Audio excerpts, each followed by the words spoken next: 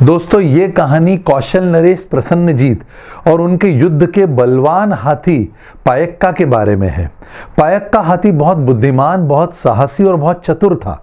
और प्रसन्नजीत महाराज जब उस हाथी पर विराजमान होते थे तो ऐसा कोई युद्ध नहीं था जो उन्होंने ना जीता हो। उसकी चिंगाड़ से पूरा दुश्मनों में खलबली मच जाया करती थी और वो युद्ध के लिए सबसे उपयुक्त हाथी माना जाता था। उसकी ख्याति चहुं दिशाओं में व्याप्त थी। परंतु समय के साथ वह हाथी बूढ़ा होता चला गया और एक बार वो उस नदी में जहां वो हमेशा जाता था नहाने के लिए, जब गया तो उसका पैर कीचड़ में फंस गया।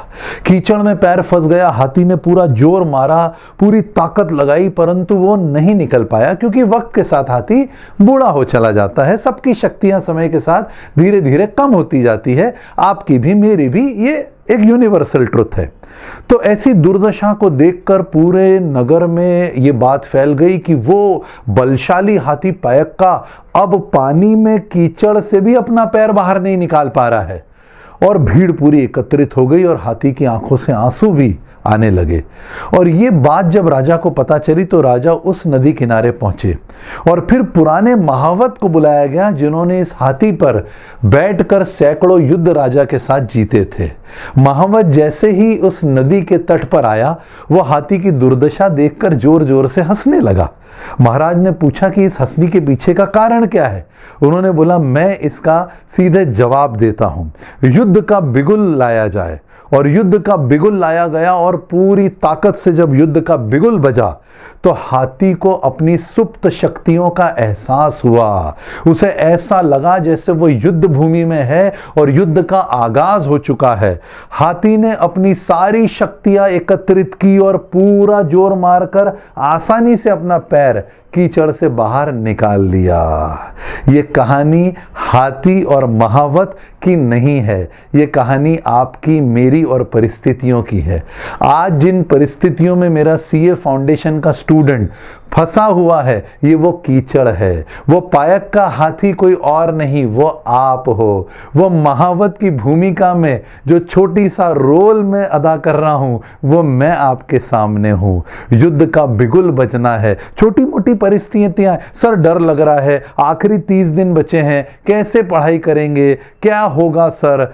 अगर आप पीछे जाकर एहसास करें अपनी उन सुप्त शक्तियों का और याद करें ऐसी सैकड़ों एग्जाम आपने दी है और आपने इन सैकड़ों एग्जाम में बहुत अच्छे तरीके से स्कोर करते हुए बाहर निकले, तो आपको वापस से वैसी ही बिगुल की धुन बजाने की मुझे जरूरत पड़ने में लगती है।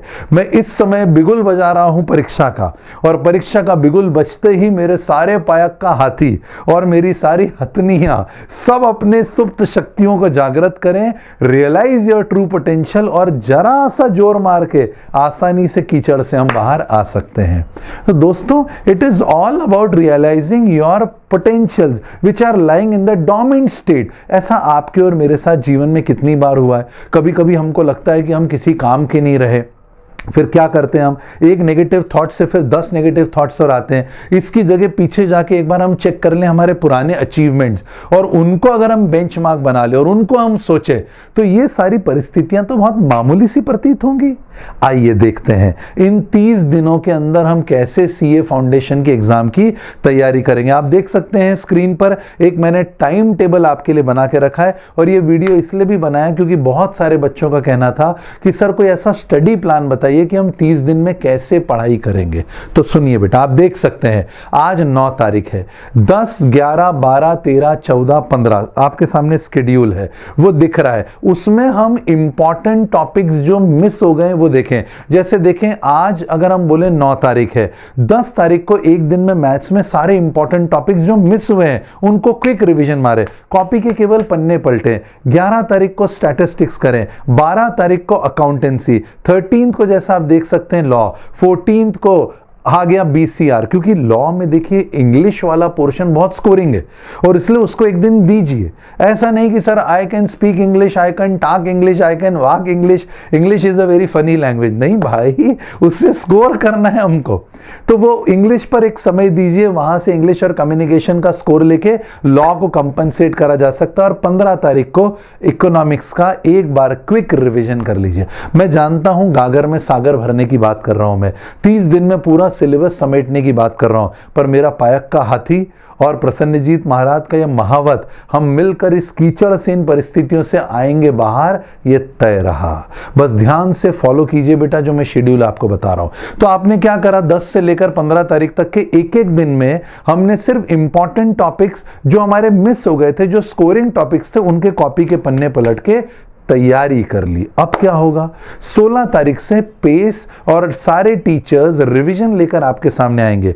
सुबह 10:30 बजे से शाम के 4:30 बजे का एक रिवीजन शेड्यूल होगा और उस दौरान आपको हमारे साथ बने रहना है। ये जो 5-6 घंटे की बैचेस होंगी, इसमें आप हमारे साथ पूरा रिवीजन करेंगे 7 दिन तक, जैसा आप देख सकते हैं 16 तारीख से लेकर 21 तारीख तक के। उसके बाद भी शाम आपके पास रहेगी रिवाइज करने के लिए, दिन हमारा, शाम आपकी। अब 23 तारीख से हम मॉक टेस्ट 2 शुरू कर रहे हैं, तो 22 तारीख को अकाउंट्स के प्रिपरेशन करके 23 को अकाउंट का मॉक टेस्ट दीजिए। ये बिल्कुल उसी तरह से मैंने टाइम टेबल आपके लिए बनाया है जैसा एग्जाम के पहले परिस्थितियां बनेंगी। 24 को आप लॉ का रिवीजन करके 25 को आप लॉ का टेस्ट दे दीजिए। 26 को आप क्यूए का रिवीजन करके 27 को क्यूए का मॉक टेस्ट दे दीजिए। 28 को आप इकोनॉमिक्स का रिवीजन करके 29 को आप इकोनॉमिक्स और BCK का टेस्ट दे दीजिए। तो क्या रहा, 10 से लेकर 15 तारीख तक के आपने सेल्फ स्टडी करी, 16 से लेकर 21 तक हमारे साथ रिवीजन करा, प्लस इवनिंग में अपनी भी पढ़ाई करी। 23 से लेकर 29 तारीख तक के आपने मॉक टेस्ट दे दिए, जिससे आपको अपनी गलतियां कहां हैं वो पता चलती चली गई। इसके बाद एक छोटी सी डायरी बनाकर लिखते जाएं बेटा कि आपने कौन से टेस्ट में क्या गलती करी है, और वो आपको आगे बहुत काम आएगा।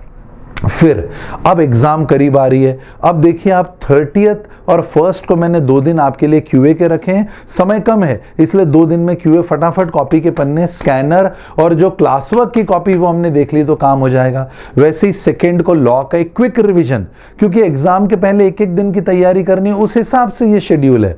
फिर 3 तारीख को इकोनॉमिक्स, और एग्जाम हमारी 8 को है, 8 दिसंबर को है, तो हमने 4 दिन अकाउंट्स का रिवीजन करना है, 4, 5, 6, 7। और रिवीजन में क्या करना है, जो टीचर्स ने बता दिया है वो वाले टॉपिक्स को ज्यादा फोकस करना है। दोस्तों एक रूल होता है, control by exception. If you start controlling everything then you will end up controlling nothing.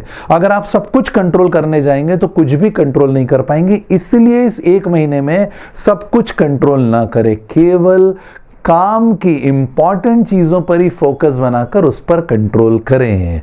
और 8 तारीख को आ रहा है जजमेंट डे, और उस और जजमेंट डे, अरे कुछ नहीं यार, सीए बनना तय है अपना। Nobody can stop you from becoming an outstanding chartered accountant, but you need to have faith on yourself। मैं बार बार बोलता हूं ना, आपको सब कुछ आता है, सिर्फ एक चीज नहीं आती, वो है खुद पे भरोसा करना। तो दोस्तों हाथ जोड़ के निवेदन है, अपनी सुप्त शक्तियों को जगाएं।